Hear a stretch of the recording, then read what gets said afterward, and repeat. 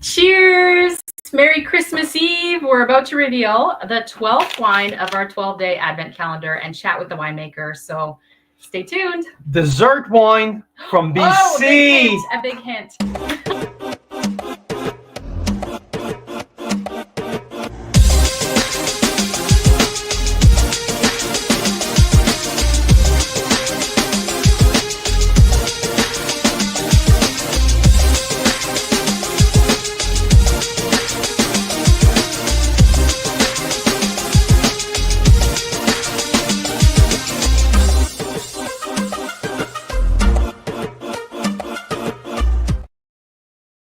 Hey, cheers, cheers. Canadian wine lovers. Mira Boucher, get your Carl glass. Boucher. There you go. Cheers. Hey, Canadian wine lovers, Carl's Wine Club members, all of you across the country, happy Christmas Eve. Happy 12th night of Christmas. It's night number 12. Can you believe it? Oh my God. What a trek across Canada. 12 nights in a row, nonstop, showing greatness, showing what we can do in different some region with different grape varietals. It's our wine number 12 here, and I am more than excited to open that up. I am more than excited to show you the interview that I recorded this afternoon with Louise. Good guess. I think you met with the Clos du Soleil winemaker. we sure did. Interviewed him for the Saturday and Sunday Red Blends Marathon coming up. But good guess. That one's not the one that we're about to open, though. No Clos du Soleil, no Similkameen. We are in the Okanagan Valley. For the last wine. So for people who followed us earlier this year, I mean, you heard about that. This wine is going to be part of my top 10 wine of the year. And it's one of the greatest discovery that we've made this year. But before that, I want to welcome everybody. Yeah. Where's the other one? Eh? Oh, you want one? I have an elf one. You Yeah. want to be the reindeer or the elf? I'll be the reindeer. Okay, you be the reindeer. Elf is not. I'm going to go get There the you elf. go. There you go. Let's do that. Merry Christmas, Stacy and Jeff. Great to see you guys. There you go. This is actually part of Santa's studio here. Just minutes ago. It was quite the excitement. Millions of elves were in here helping. Oh, there's still you see the suitcase, Mom? Do you know what's going in that suitcase? Tickets for Disneyland for the kids. Santa told us. I heard that there's tickets for Disneyland in that suitcase behind me. So Merry Christmas, everyone. We're so excited to have you with us. So if you're listening, tell us, where are you tuning in? What's in your glass in this very special night of Christmas? I want to know what you're drinking. I want to know what you're planning to crack later. What do you have with turkey dinner? What do you have with your smoked ham? What do you have with your feast? Because upstairs, we are. Come on, Elfie Elf. Here we go. There you go. I don't know which way the ears go. Let's see if I did it the right way. I think you got it right. That's the sexiest elf on the planet. I think Santa's getting excited here. Whoop, whoop. There you go. So because upstairs, Mira's sisters is hosting our Christmas dinner here, and there's a bottle of Batchelder Mio Chardonnay. There's a bottle of what's the red?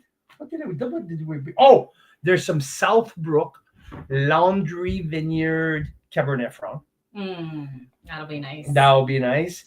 There's a sparkling wine that we haven't tried yet, and this is a bottle of sparkling from Domaine Ardemont. Okay, yeah. So they used to be Desert Hills. Desert Hills. So we got a box of wine. Rebranded. So that sparkling is upstairs. There might be a bottle of Courcelette as well, and maybe a bottle of D'Angelo Estate Winery. But we have lots of stuff. But what do you have? open for tonight. I want to know what's on deck for you guys. And where are you tuning from?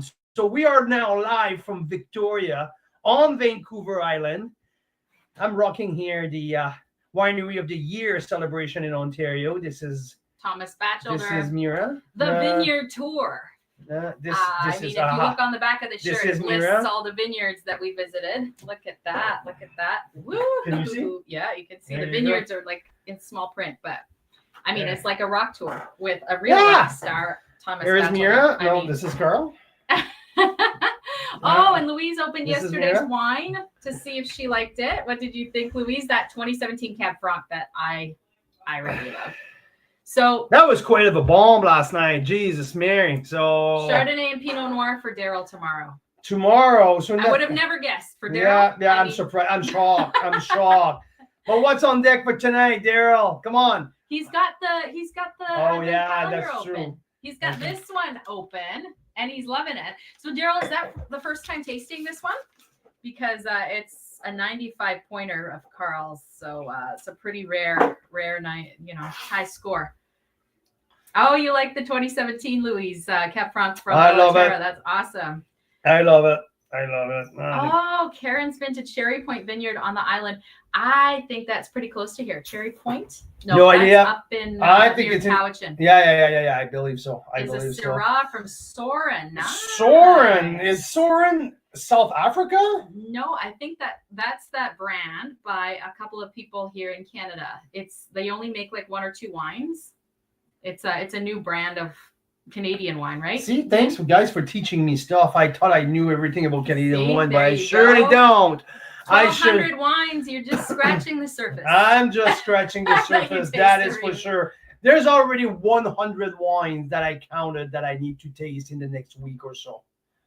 Yeah. So all you members who are in the Okanagan next weekend, including Dean and Karen, I still have to reach out to you guys and send you our address. Although, hint, it is at the bottom of all the emails we send as a legal requirement, but don't tell everyone.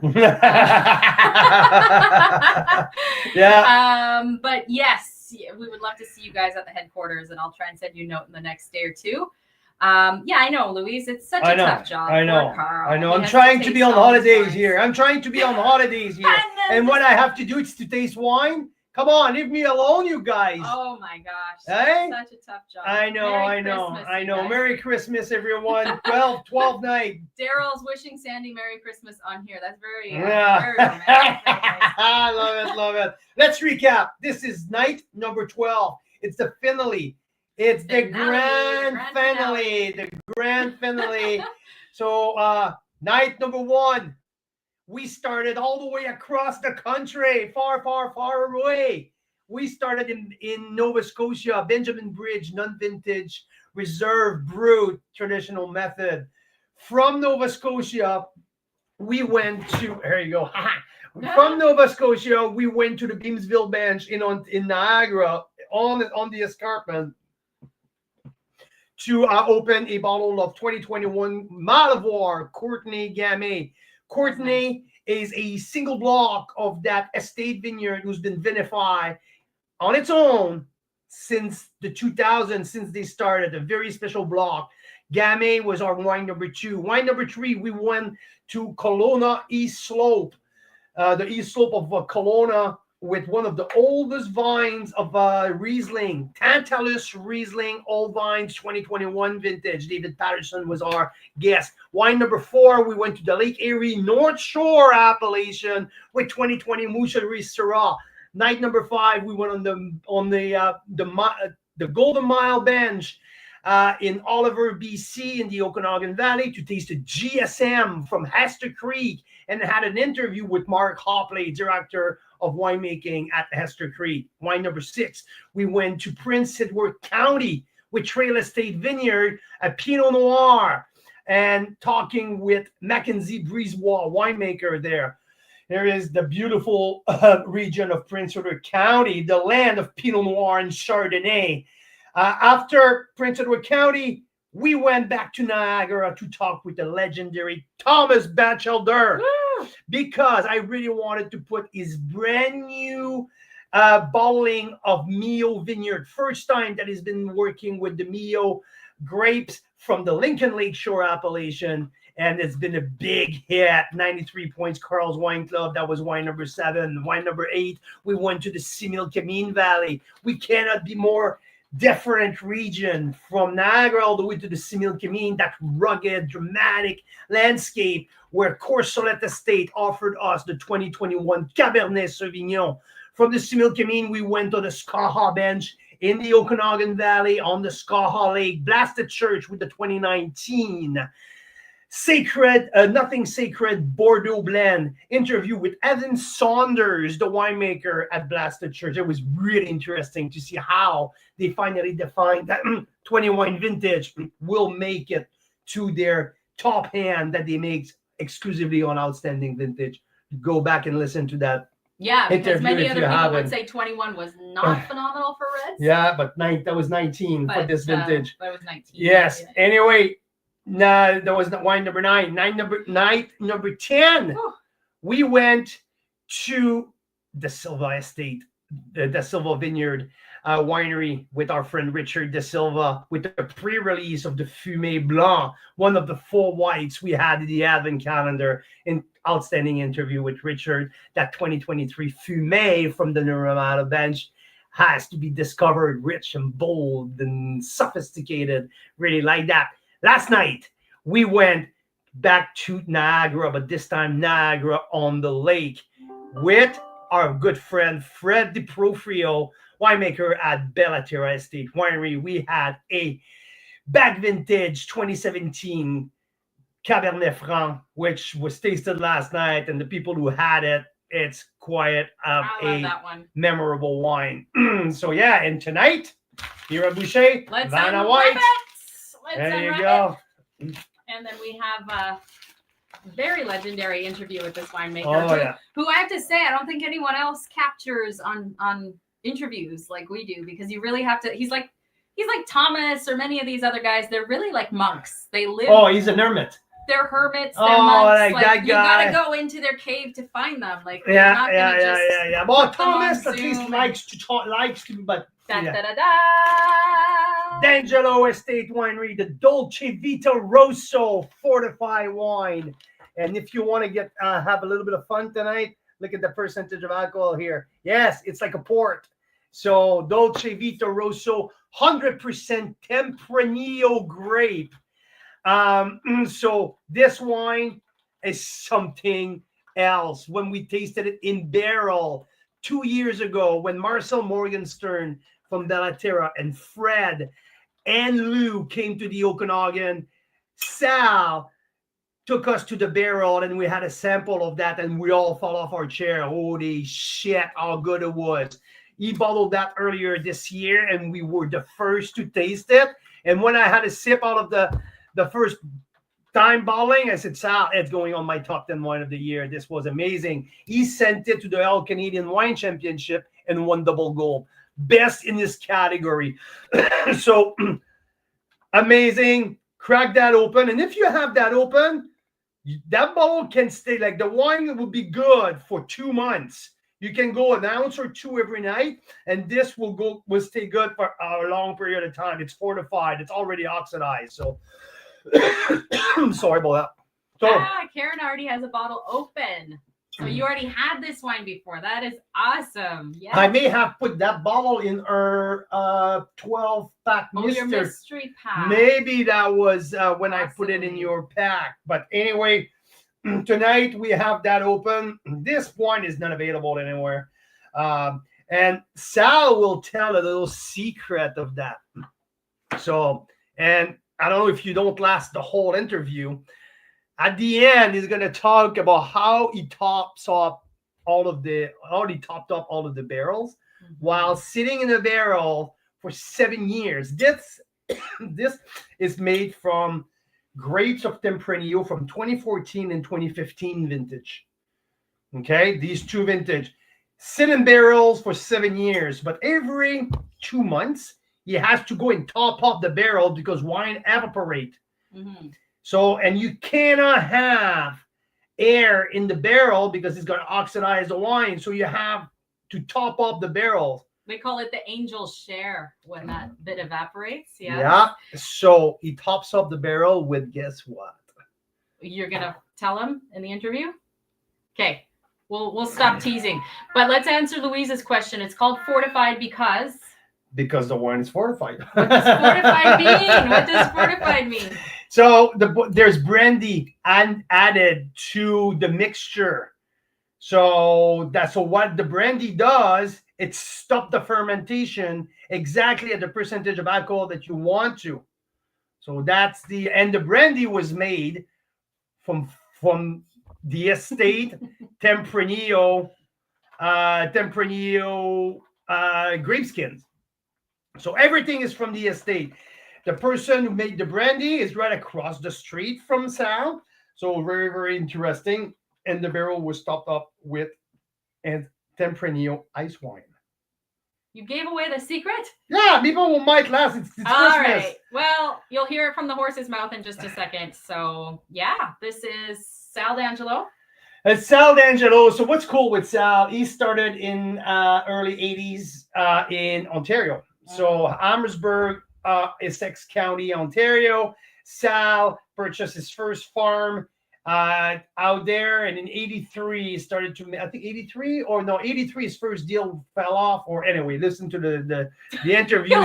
he's gonna say it. But the one thing that I want to say about Sal, and Mira will acknowledge that every time that I say I'm gonna go see Sal, Mira knows that I'm not coming back anytime soon. Not too soon, no. The man is a walking encyclopedia. Yeah.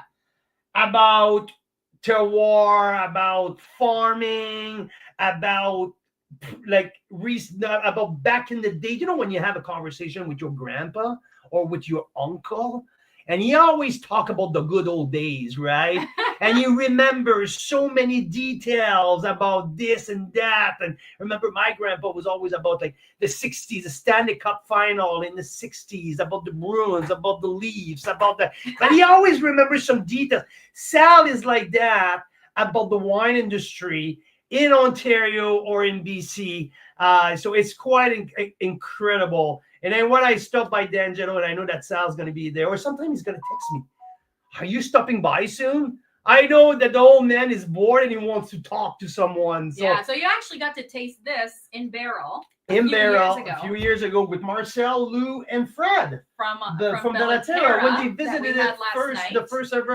visited when they came for Rob Amersley Black Market's party. Right, the member reunion. The members reunion. So it's all a big first full circle, and you knew this was going to be special when you tasted it in a barrel, but you didn't know it would be this special. I didn't know it was going to be. So this is that definitely good. in the top 10 of the year. Oh yeah, absolutely, and I would say probably in the top 5. There you go. Like if I quickly the way I should, I'm like it's probably around number 4 or 5. Okay, there you go. So let's hear from Sal. Let's hear for Sal. Cheers, everyone. Merry Christmas. It's a slow start. Sal pulled his back this morning, so the beginning of the interview is a little slow. I had to prompt him a little bit, and then he was back. And it feels like he drank a medicine or something, and boom, he started to talk later on. So you'll see it's a little slow start, but you'll see he becomes himself pretty quickly. So I enjoyed that. Sal is a legend. Sal is an encyclopedia, and he has a really dear place in my heart. So I'll let you. Cheers, guys. I'll let you enjoy the interview. Here we go. It's night number 12 of our trek across Canada from a pan-Canadian Advent calendar. I am so thrilled and I'm so honored to be with the real legend of our wine industry, Sal D'Angelo. Sal, thank you so much for spending Christmas Eve with me. Thank you. Thank you. How are you doing? I'm doing good, Carl. You're doing good? All right, there you go. There you go. It's great to hear from you. I mean, we have this incredible wine here that you nurtured for so many years, the Dolce Vita Rosso, a fortified wine made with Tempranillo. We're going to talk a little bit later on, but this wine made my top 10 wine of the year list. I mean, I taste over 1,300 Canadian wine, Sal. This wine made it to my top 10 wine of the year. So well done. I remember when we tasted that wine with Lou Puglisi and Marcel Morgenstern. Remember when these folks from Niagara came and it was still in barrel? Yes, I do. That was pretty cool. And I tell you, I was like, man, this is so very good. And now in bottle, and this wine is absolutely fantastic. Sal, let's start a few years ago. Because, I mean, your estate is located on the Naramata Bench in the Okanagan. But for the Ontario folks, people will say, whoa, wait a minute. I know Sal D'Angelo from Amherstburg. I know of Sal from the Ontario wine industry. Tell us a little bit about how you started in the industry a few years ago, Sal. Oh, that few years would have been 42 years ago. Yeah, a few years ago. I mean, so you started your own. So where did you start it in the industry, and how that happened? Was it by mistake? Oh, not at all. It was by design. By design. How did you design that? Where was that? Amherstburg, I believe. Yes, Amherstburg, Ontario. Amherstburg, exactly. There you go. Tell us how did you got started? Whoa. That would have been back in 1979. 1979. Yeah, I started looking for land to buy a small farm. I was looking at 25 to 50 acres. And every offer I put in, I had a clause that I could get out if the interest rates went higher than 19%. Remember those days? People today think the interest rates are high at 6%. Anyways, I did have an accepted offer on a farm in 79. But by the time we made the offer in May and closing was in November, between May and November, the rates went to 19.5. So I pulled the plug and dropped out. And I waited till they came back down, and I eventually bought another farm at 14.5 on the way down. There you go. That was the right direction. Going down only from there. That was May 83. May 83 in Amherstburg, right? Yes, Amherstburg. And where Amherstburg is located exactly, just to locate our electoral folks here in British Columbia, so it's in the Lake Erie North Shore, right? Correct? Yes, in Essex County. It's about 20 minutes south of Windsor, Ontario.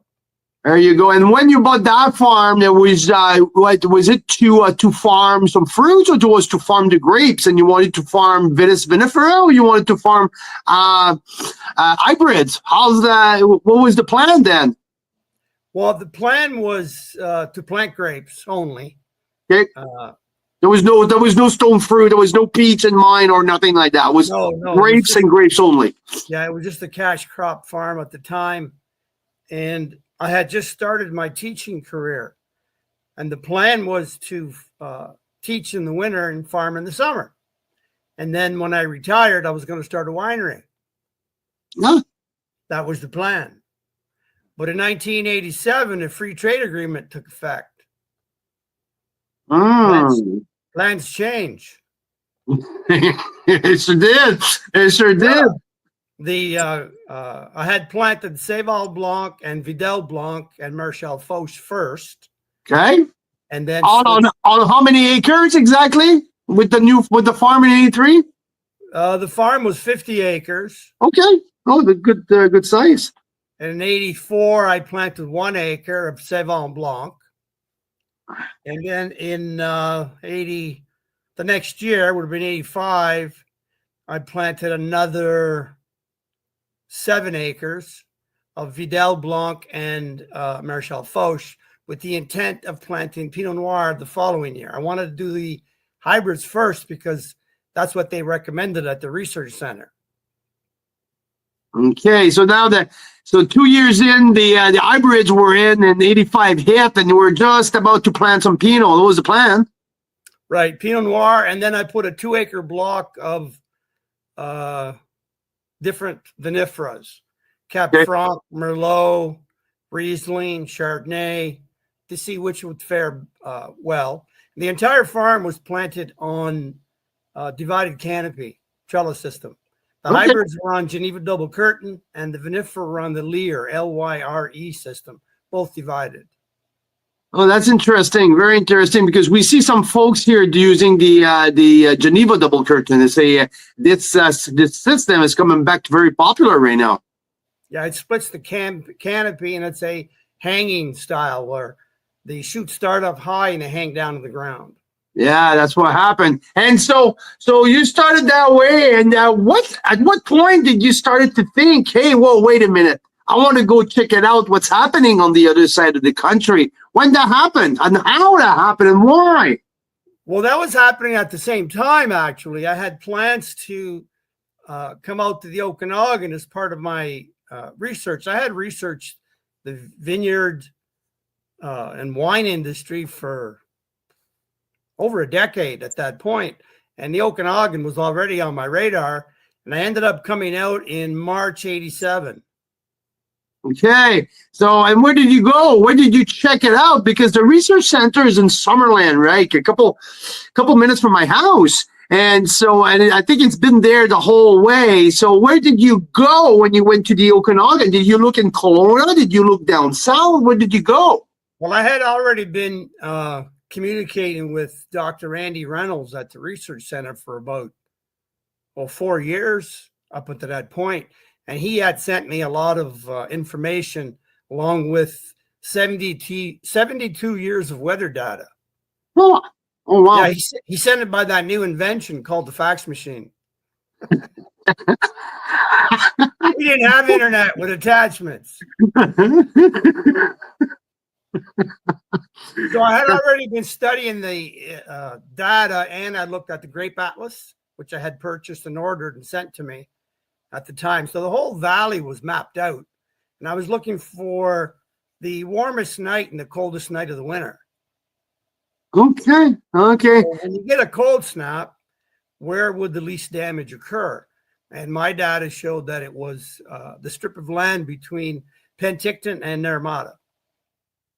Which became the Naramata Bench, because the first time you came in '87, there was nothing there. I mean, is Hillside, is the Czech lady was already there, maybe? Well, she had the vineyard, but That's young, yeah. she did not have the winery yet. I met her in '88. I came back every year. Oh, okay. In '88, I met her and her husband, and they were just getting permission to open.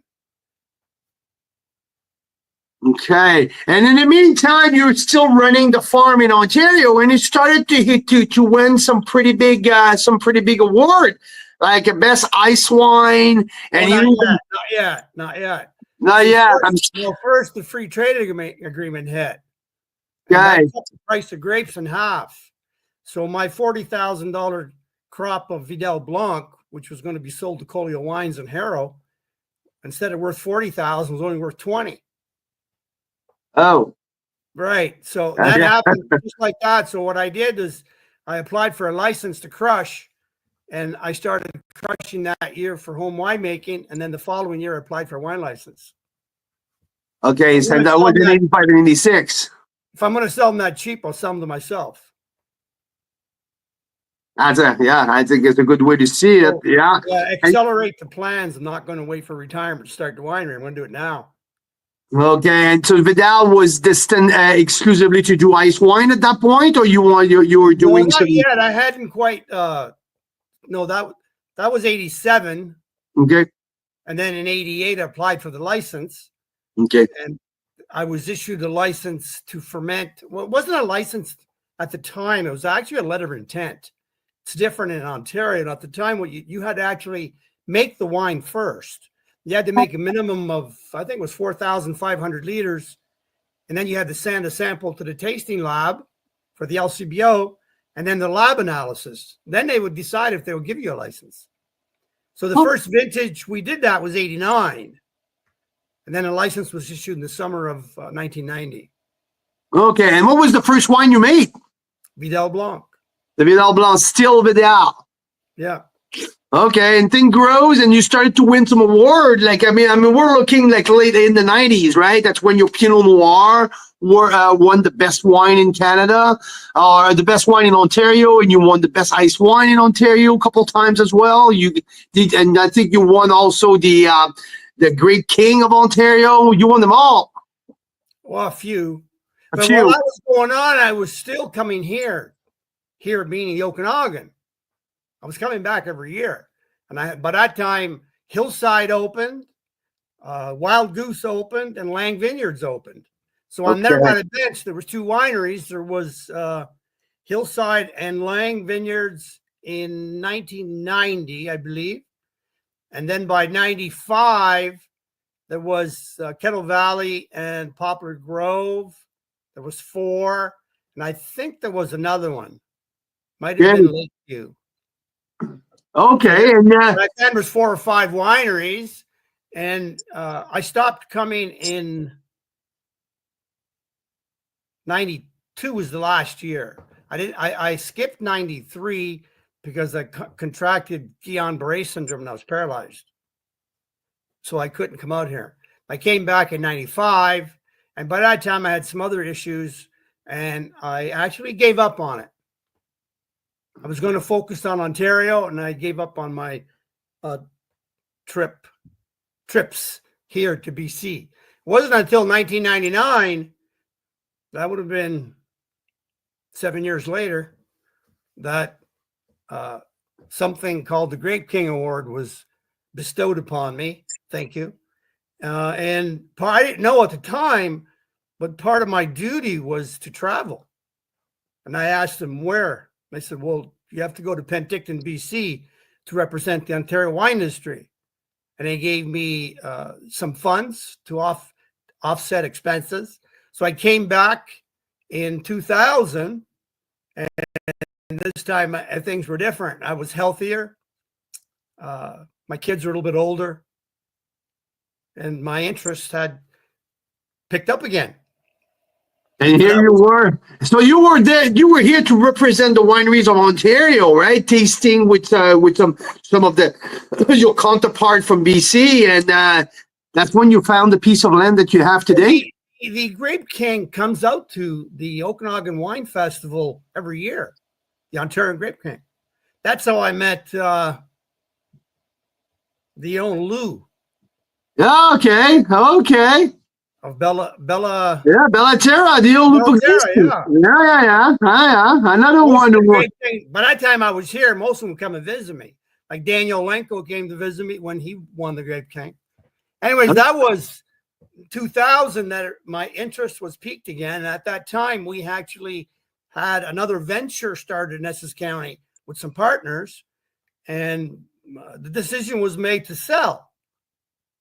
So I told them to decide what they want to do, would take a large investment to get that off the ground or sell. And they decided to sell. So I said, if you sell, I'm moving to Penticton. And they said, where?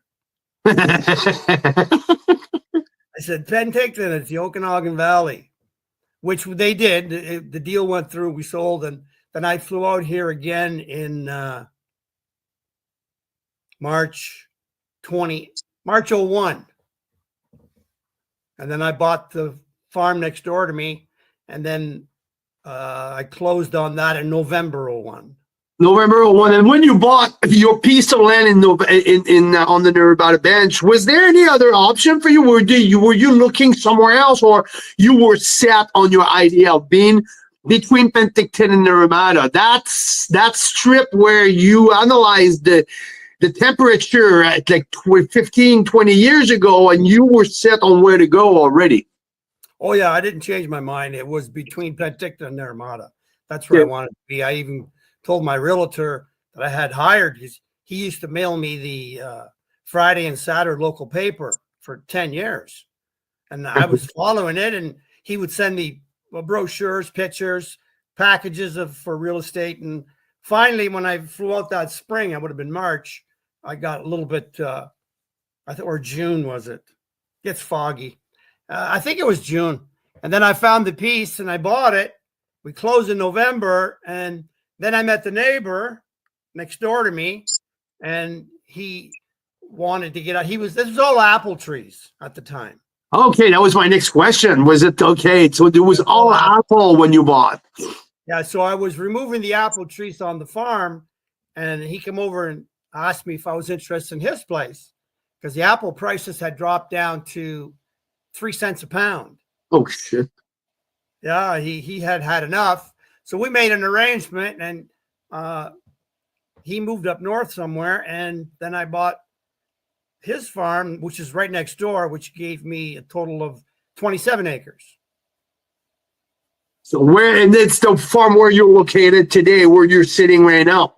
Yeah, I have 2 farms together. We bulldozed all the hills to shape it so that we would get a bit better airflow to eliminate the frost pockets.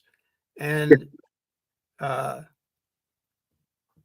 was May 04. May 04. And when you planted, was the previous year. We planted bought in 01, took the trees out in 02 or the 01, 02, fallow for 02, planted vines in 03.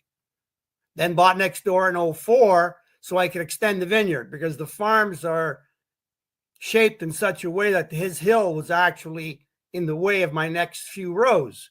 So I either bought his farm or I'd have to change the shape of my vineyard.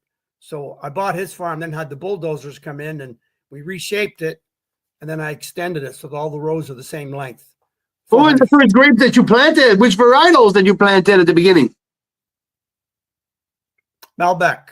Malbec was the first grape you planted. Well, I planted the 5 Bordeaux varietals: Malbec, Merlot, Cab Franc, Cab Sauv, Petit Verdot, in that order. And then a ½ acre Pinot Noir at the end.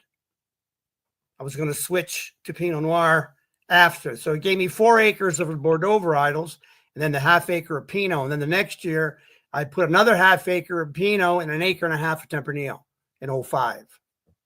Okay. So, and now you were set and you ran with that for like what, 15 years? Or you expanded 5 more? I planted in 06. The next year, I planted Viognier. I had a 1 acre parcel just between the houses and there was trees on 2 sides. It's a little bit more shaded. So I put the white in that block. And that's when I learned how to start vines from cuttings. I started that block myself. That's it. Okay, and now you're doing a lot of things within your own greenhouse. I see like that you're planted cuttings and all that. So you do that the whole thing your own way, right? Yeah, that was because of COVID. Everything went up in price and they wanted an exorbitant amount of money for grapevines and you had to wait. And I needed vines, so I bought a greenhouse and started my own cuttings from the original vineyard. And then in 18, I planted Montepulciano. So, and that Montepulciano now is in the bottle. So the red hasn't been released. So your wine club member got a little taste of the very first Montepulciano in Canada, I believe. Yeah, the first one was blended with Merlot because we just didn't have enough. The vines were young. They were only 3 years old. And that all went to wine club members. But the next bottling, we bottled a varietal 100% Montepulciano and a Montepulciano Merlot. Those 2 reds will be released spring 2025. I'm very excited about. Oh my God, really, really exciting because we took with us in our first Pan-Canadian Wine Master class in Ontario. It's the first time that we took the Montepulciano Rosé. And I mean, like a lot of people out there, was over 100 people from the wine industry, like, oh my God, what is that? And we had a lot of interest into that. So that's really, really cool. The Montepulciano Rosé was fantastic. Second vintage of the Rosé came this year. And now we're looking like the first 100% reds coming up. Really cool. So around you, Sal, you have your daughter and your son. So it's became the real family business. Your brother has a food truck, an amazing sandwich truck on the property. You also have your daughter running the tasting room. And now Chris, your son. has learned under you, has learned how to make wine with you, and now he's your head winemaker. Now you're spending your time in the vineyard, correct? Yeah, I like to spend my time outdoors and get some exercise. Yeah, good. It's good for you. So now let's talk about this because we tasted that a few years ago. This is the Dolce Vita Rosso. This is our wine tonight. This was closed our 12 days of Christmas, and this is a special wine. This is a very special wine. You had that in barrel for many years. Can you tell me first and foremost how the idea to make because it's made 100% with your Tempranillo, with your estate Tempranillo, correct? Yes, I'm 100% estate and have been for 40 years. I never bought grapes for the winery. You'd never buy grapes from anyone else around. 100% your grapes. I may have sold grapes if I have too many, but I've never bought them. Okay, it's good to know. And so from your Tempranillo on the estate, you've decided to make a fortified style wine, and it ended up in this bottling. What was the whole process? Because I think you're doing a little bit like you have. How many vintage of wine do you have in that bottle? That one there is a 50-50 blend of 2014 and 2015. Okay. And I had made fortified wine, which is our technical legal term for port style. People say port style, but everyone knows port's from Portugal. I had made one in Ontario using Maréchal Foch years before. So I had made one once before, and I didn't have one here.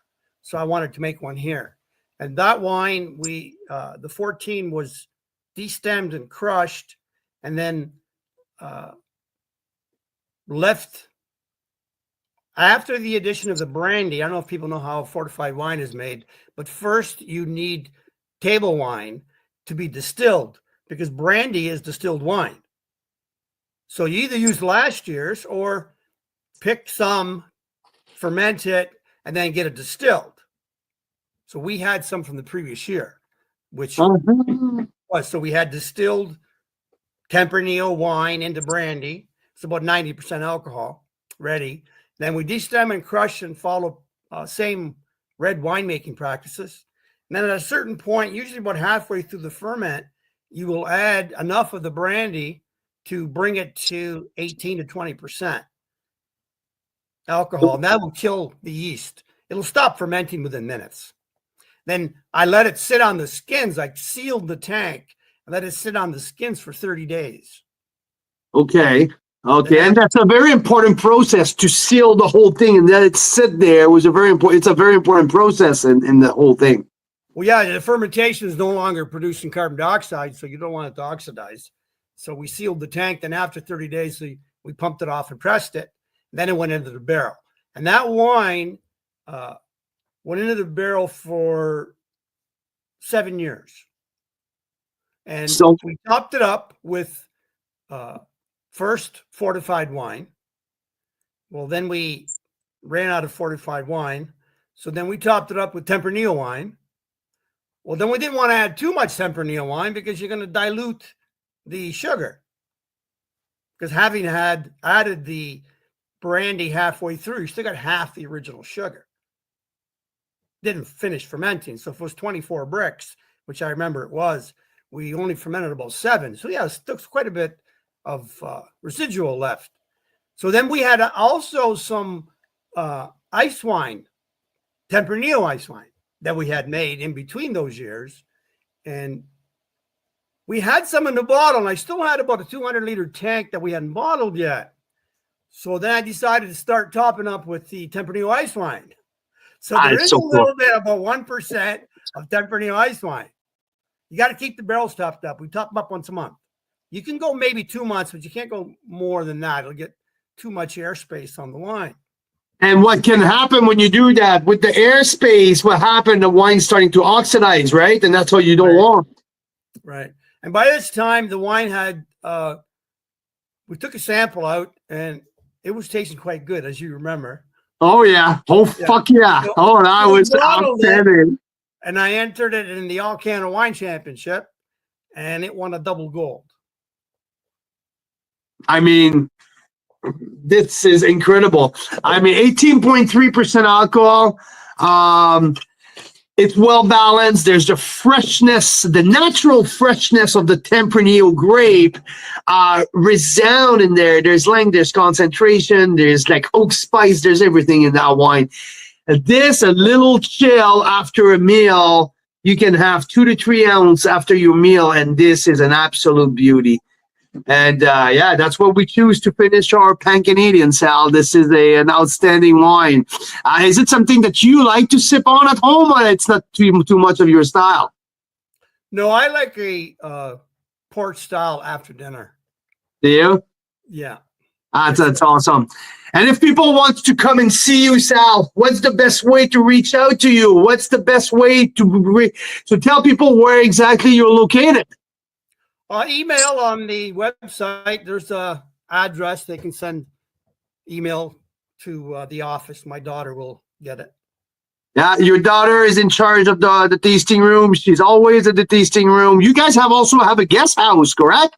For people who are traveling next year, we have lots of questions. Hey, Carl, where can I stay? So I believe that you guys have a guest house on the property. Yes, we have 3 suites.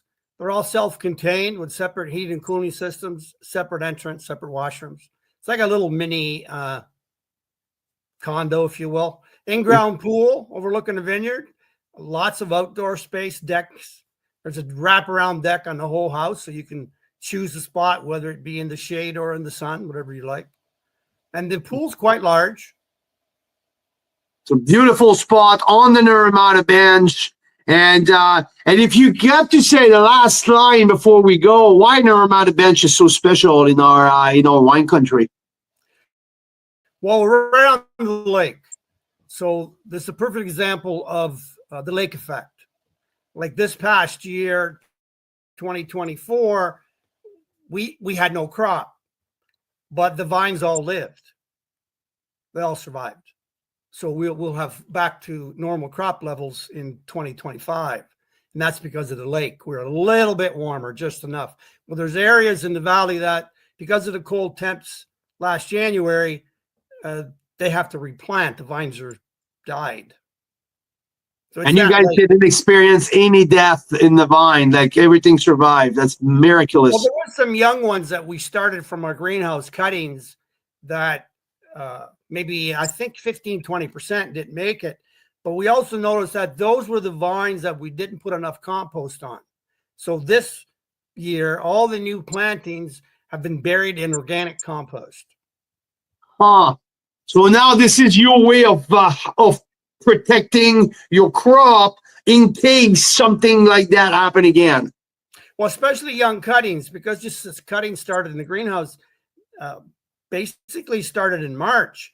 Well, before that's only 5 or 6 months old. It does not have enough established root system. So we ordered good compost, had it analyzed, organic, and heaped it up good and high. 1 full shovel per plant. We did approximately 120 plants per hour. Wasn't that bad. And in the spring, we'll use a broom to push it away, expose the wood, trim it, and we should bring up 2 nice shoots for trunks.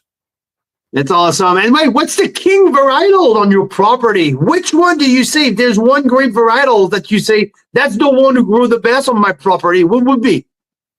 Cab Franc. Cab Franc's the best, eh? Yeah, we now have 3 acres in Cab Franc on 3 different clones. 2 acres, they're on grafted, and 1 acre on own roots. That's awesome. Wow. Well, hey, Sal, to you, your family, and Chris and Stephanie and all of you guys, all of D'Angelo, happy holidays. Merry Christmas, Sal. Thank you so much for spending time with me. And this is the Dolce Vita Rosso fortified from D'Angelo Estate Winery, night 12 of our Pan Canadian Adventure Advent Calendar. Sal, thank you very much. Thanks for the kind words, Carl. Merry Christmas. Happy New Year to everybody. Thank you very much, Sal. You're the very, very best. We love you, man. Thank you. Bye-bye. Bye now. Well, cheers. There you have it. The 12th wine in the 12th days. Cheers. There you go. It was our 12 days of Christmas, 12 days of the Advent calendar across Canada. Are we opening this It's up to you. right now? It's up to you. It's up to you. I Woo! mean, we need to get the. Okay. We'll get the corkscrew in a second. Oh yeah. All right. Well, it's been so fun, you guys. Thank you so much. If you participated and you stopped by and if you ordered the packs and all this, we would love your feedback because we want to do I this sure would love to. big and bigger and better next year. It'll be so much fun. And tonight we do have one more draw to do. And we decided it's going to be 2 mystery bottles this time. Who decided that? Yes. This bottle will be done well before Santa arrives. Oh my gosh, Daryl loves it. That is awesome. That is fantastic. I love that. I So- sure do love it. I sure do think that it's going to be a big hit at Christmas dinner upstairs tonight. Yeah, I mean, next time you see Marcel Morgenstern and Lou Puglisi, ask them what they think because they tasted it out of the barrel. It's that I'm telling you, one of my very top wine this year. It's part of my top 10 wine of the year.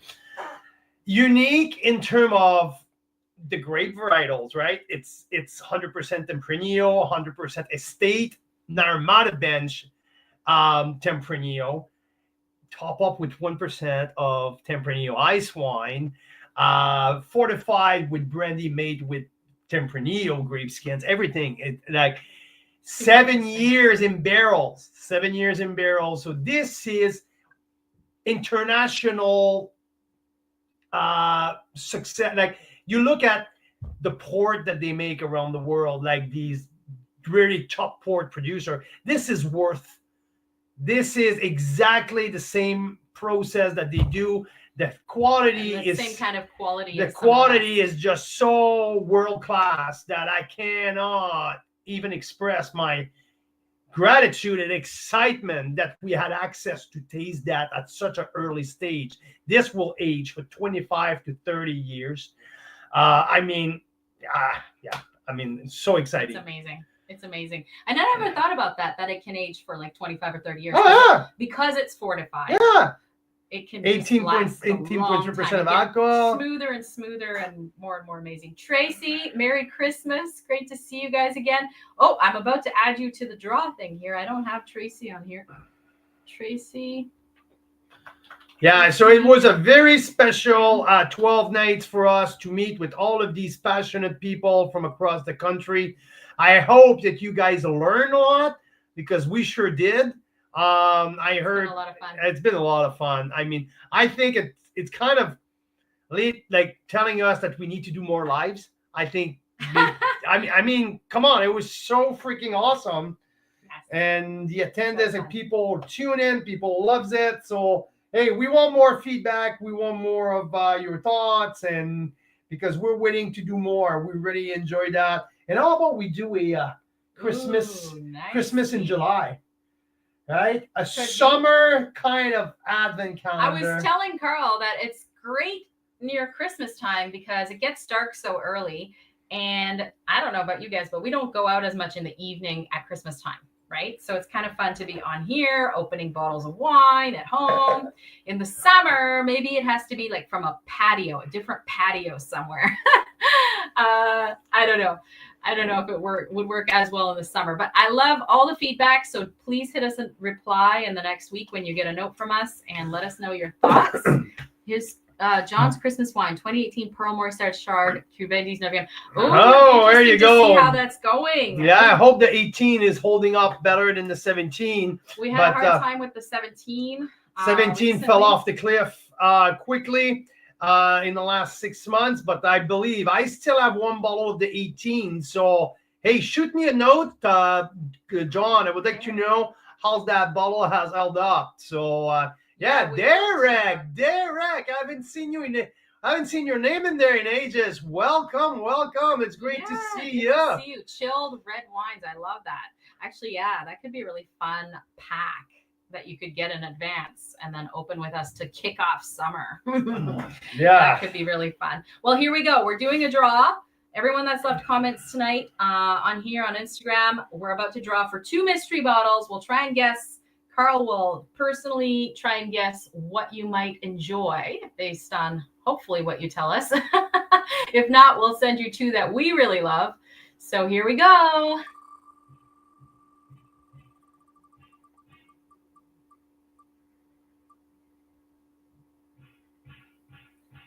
Oh, Jim! Oh my Congratulations! God, I can't believe that. Well, Tracy was 2 for 2 the last couple days. So if Tracy got it a third night in a row, I mean, Isn't it the same thing? That would be crazy. Well, no, this is Jim. This is different. Okay, this is very different. Oh my God, you guys. Jim can decide if he wants to share his 2 mystery bottles with Tracy or not. I mean, There you go. But you guys are amazing. Well, yeah, well stocked. lucky. Lucky. Yeah, any comments? I hope that the Millers are on the streak. So they're cleaning up. They're cleaning up. That is for That's sure. awesome, you guys. We had a blast, an absolute blast tuning much in fun. 12 nights in a row with all of you guys. Thank you.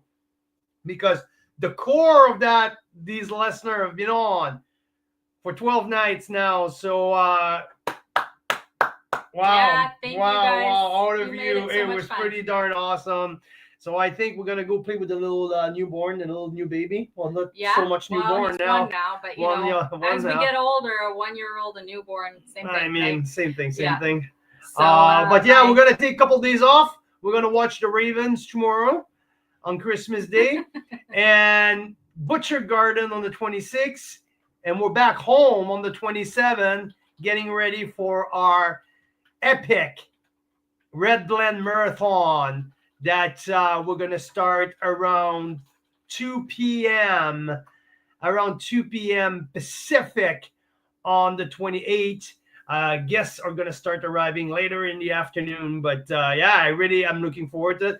We had a donation. The former viticulturist at Mission Hill, who owns Tightrope Winery, Graham O'Rourke, donated for that marathon the 2009 Oculus. So not only we're going to have the 2020 as a reference because it's the most expensive red blend in the country, and also because just got 100 points. Graham say, how about you crack a 09 as well, just to check it out, see how it aged and all that. So we're gonna have that 09 Oculus as well. But just to throw some name out, 2016 and 2020 Ferox Black Lion Cuvée, which are some of the most expensive red blend in Ontario. Ice Cellar, Wyona Wanda, Ice Cellar Arena, Bellaterra, Meritage, Hidden Bench, La Brunante, Hidden Bench Terroir Caché. Yeah, these are really, really exciting. We're very spoiled. From BC, Phantom Creek. We have some Phantom Creek, some Black Market, some Black Hills, some Painted Rock. I mean, there are a lot of red blend that's going to be cracked that night. Also, D'Angelo, we have a 2019 Sette Copa from D'Angelo. You know what? One of the one I'm very excited. It's the Meritage Reserve from 180 Wines. Ooh, that got 95 points. 95 points, Decanter Magazine. So I'm excited to pop that up and see among these big dogs how's that fare. So there's a bunch of these wines that I'm really, really, really excited about. So we're going to have 60 or so. So tune in on the 28th.